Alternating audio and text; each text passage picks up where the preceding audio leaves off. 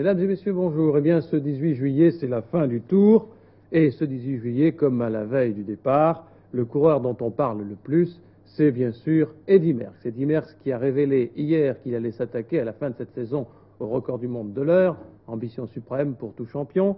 Eddy Merckx qui est le premier et qui va le rester sans doute quand il aura bouclé au milieu de cet après-midi les 3470 km et 300 mètres du parcours de ce 58e Tour de France.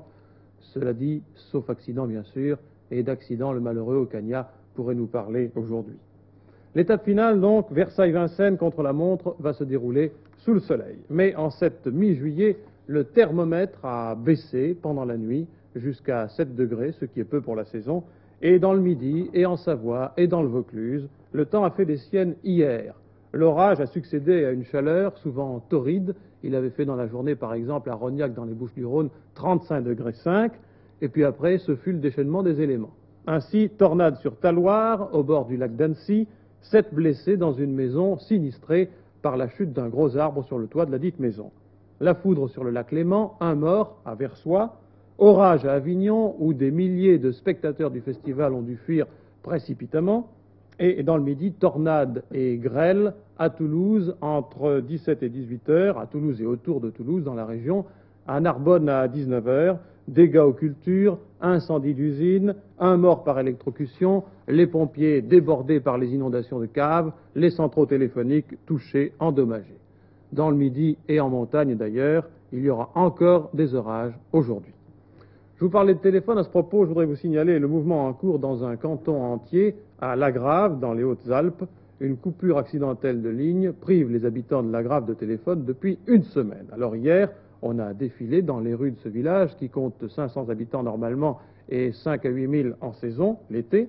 On a défilé et on a confisqué un véhicule des PTT qui a été remis à la garde des sapeurs-pompiers. Le véhicule ne sera rendu au poste des télécommunications que quand le téléphone fonctionnera de nouveau à Lagrave. C'est tout au moins ce que l'on déclare dans cette commune où il y a beaucoup de mécontents en ce moment. Dans Lyon, des halles à vendre. Tchaïkovski est à Auxerre ce que Baltard était à Paris. Au début de ce siècle, l'architecte Tchaïkovski a construit le marché couvert d'Auxerre, Auxerre préfecture de Lyon, marché qui depuis remplit assez bien son office, mais qu'il est question maintenant de vendre. Enquête sur place, Philippe Couder et Jean-Paul Garnier. Après les Parisiens qui, la larme à l'œil, vont voir disparaître les pavillons de Baltard, les Auxerrois vont connaître eux aussi les affres de la démolition. Leur maire, Jean-Pierre Soisson, vient d'annoncer son intention de mettre en vente le marché couvert de la bonne ville d'Auxerre. Un marché couvert où 2 fois par semaine, les ménagères délaissant les marchés de quartier viennent faire leurs emplettes. Lors du dernier marché, mardi, on commentait fort la nouvelle. Ce ne sera pas un mal, disaient les uns, c'est une honte, affirmaient les autres. Et une troisième catégorie d'habitués se refusait à croire cette affirmation. Bien, madame, vous savez qu'on va peut-être vendre ce marché aux Américains, qu'est-ce que vous en pensez? Oh, c'est un canular, moi, je croyais. Je sais pas. Non, c'est très sérieux. C'est sérieux? Oui, oui. Oh, c'est ridicule, autant de conserver. Pourquoi? Eh ben, il est bien, là, il est beau, il nous suffit. En l'améliorant un petit peu, ça ferait pas de mal. Il y a longtemps que vous vendez ici? Moi, il y a 20 ans. Et est-ce que vous croyez qu'on va arriver à le vendre? Je ne crois pas. Pourquoi? C'est trop beau pour la ville. Pour eux, donc, il s'agissait là d'un canular. Aussi, nous avons demandé à Jean-Pierre Soisson ce qu'il en était très exactement. C'est une réalité. Le conseil municipal d'Auxerre a décidé la démolition du marché couvert de la vieille ville afin de permettre l'aménagement de la place du marché de façon plus rationnelle. Mais nous avons pensé que nous pourrions procéder sans doute autrement que la ville de Paris et que nous pourrions tirer quelque argent de cette opération. Aussi, j'ai pris contact avec M. Renaim, le financier américain qui s'était proposé pour acquérir les halles de Baltard, et je lui ai dit que s'il me voulait, le marché couvert d'Auxerre pourrait devenir sa propriété. Pour Jean-Pierre Soisson, l'opération vente entre dans le cadre d'une opération de rénovation urbaine. D'une façon générale, on estime qu'une restauration de ce marché, construit au début du siècle par l'architecte Tchaïkovski, on estime donc qu'une restauration coûterait trop cher, 400 millions de francs. Bien sûr, on ne peut comparer ce marché aux halles centrales de Paris. Cependant, c'est une pure merveille de l'architecture métallique du début du siècle. Poutrelles métalliques, décoration de céramique, charpente élevée, on est en plein style nouille.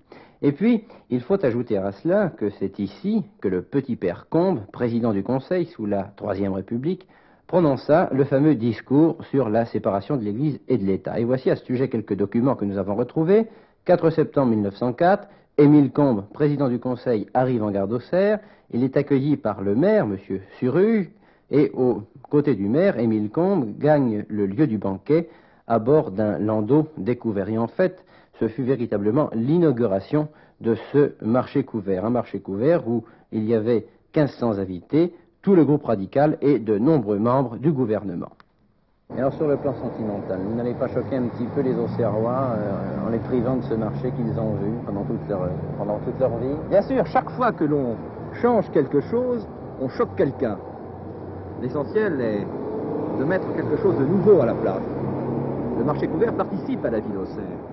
Chaque semaine, le mardi et le vendredi, les maraîchers de la région viennent y proposer aux Auxerrois les fruits et les légumes qu'ils ont cueillis le matin même. Cela subsistera, car nous ne sommes pas Paris, nous allons recréer quelque chose qui permettra à nouveau aux maraîchers de venir, comme par le passé, proposer leurs produits. En diplomatie, les suites de l'annonce de la visite prochaine du président des États-Unis à Pékin. Comme ce genre de nouvelles fait boule de neige, certains pensent qu'avant ou après son voyage en Chine, M. Nixon rencontrerait M. Kosygin en un sommet russo-américain qui pourrait se situer à Vienne. Pour d'autres, le voyage à Pékin aurait, pour le président des États-Unis, un prolongement logique dans une escale, dans une visite à Hanoï. Dans l'immédiat, M. Nixon quitte la Californie après une douzaine de journées de repos et après l'annonce déjà mémorable. Il rentre à Washington, il va exposer sa nouvelle politique asiatique aux dirigeants du Congrès. Les plus caustiques d'entre eux constateront sans doute que Richard Nixon n'est plus, pour les Chinois, le gangster numéro 1 de l'impérialisme américain, et les plus optimistes diront que la poignée de main entre l'envoyé spécial Henry Kissinger et le Premier ministre Chou En-lai tourne une page de l'histoire du siècle, 25 années d'opposition apparemment irréductible entre les deux géants. En tout cas, pour les Américains interviewés dans la rue, ce grand tournant de la politique est une grande victoire. À San Francisco, ce Chinois d'Amérique pense, par exemple, que le voyage de M. Nixon servira à la paix mondiale.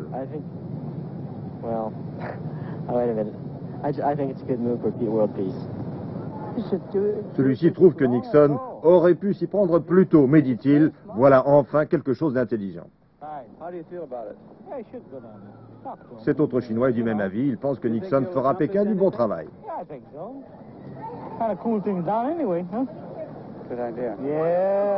Autre couleur, autre accent, mais au fond, même réaction à New York, ce passant est stupéfait, mais il est émerveillé. C'est le geste le plus audacieux de sa carrière. Oh, je ne pensais pas qu'il aurait ce courage. Mais c'est fantastique, franchement, de penser que notre président va négocier avec les communistes, avec les dirigeants communistes.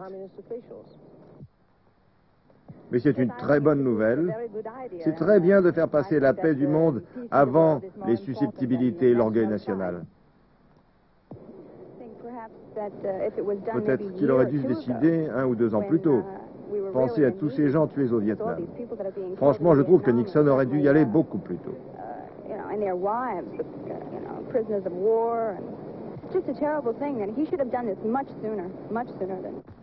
Il y a cependant des mécontents et parmi eux, les nationalistes chinois de Formose qui ont l'impression d'être les dindons de la farce. À Washington, l'ambassadeur de Formose convoque les journalistes américains comme pour les gronder. Il leur dit « C'est une honte. On n'agit pas de la sorte avec de vieux amis. D'ailleurs, ce voyage fera du tort non seulement à Formose, mais encore aux 750 millions d'habitants de la Chine continentale. »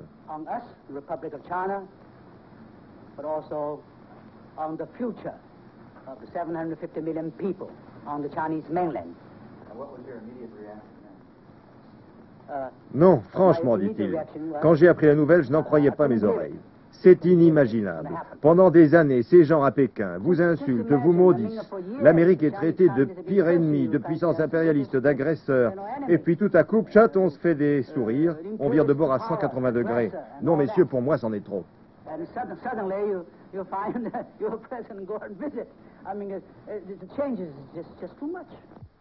Et d'autres que les Formosans sont inquiets ou discrets après l'annonce de cette visite.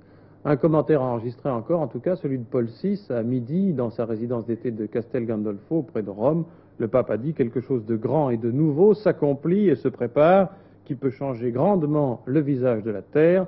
Le pape a dit encore qu'il préciserait plus tard ses espoirs, mais qu'il se réjouissait déjà de l'annonce de cette visite. Diplomatie et politique, un jeu de bascule permanent. En attendant la poignée de main Mao Tse-tung-Nixon, voici celle entre le vice-président Agnew et le général Franco, chef de l'État espagnol. La voici sur nos images, telle qu'elle a été filmée hier. À son arrivée à Madrid, Spiro Agnew n'a fait aucune déclaration. Il a dit ne pas être libre de commenter tout ce qui concerne l'annonce du président au sujet de la Chine. Mais on se souvient que le vice-président américain avait jugé désastreux le voyage à Pékin des joueurs de ping-pong américains.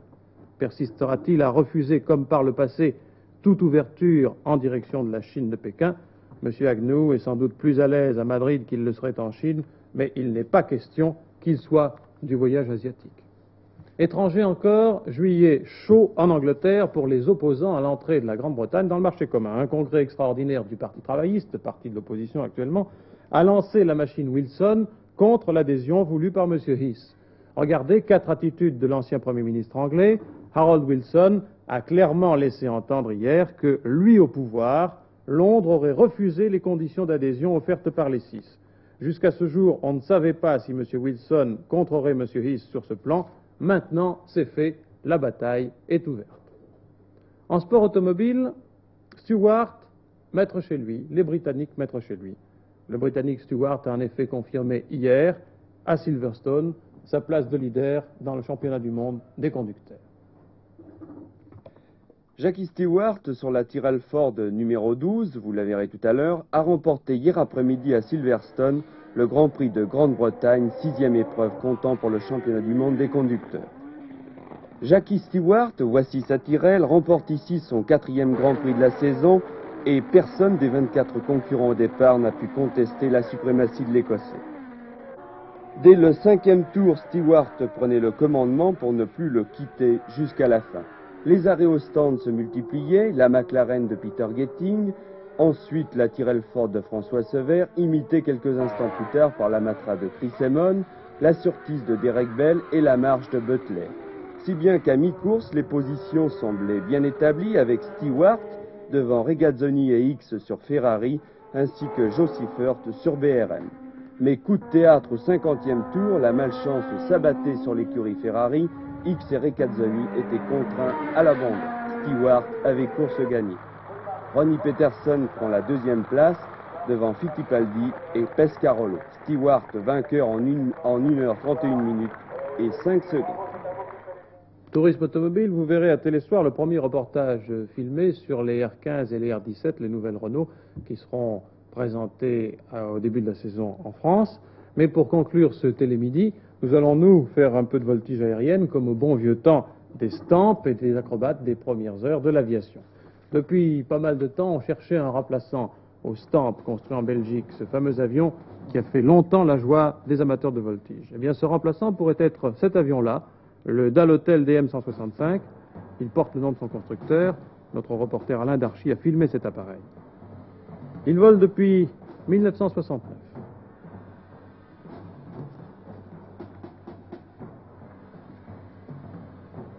Train rentrant électrique, ce qui est rare pour un avion de cette classe. Grande robustesse et une bonne puissance avec 165 chevaux au moteur. Le prototype a été testé par le centre d'essai en vol. Il a dépassé les 300 à l'heure, il a fait la preuve de sa maniabilité. Il devrait intéresser les aéroclubs possédant une section de voltige.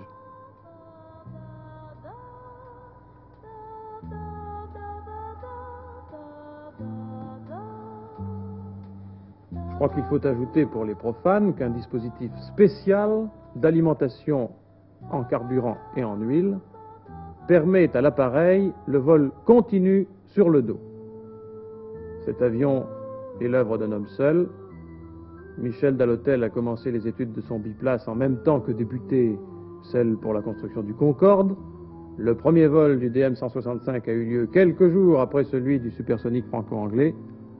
Bien sûr, il y a un monde entre les deux appareils, mais le plus petit doit pouvoir donner beaucoup de joie aux amateurs de pilotage et de voltige.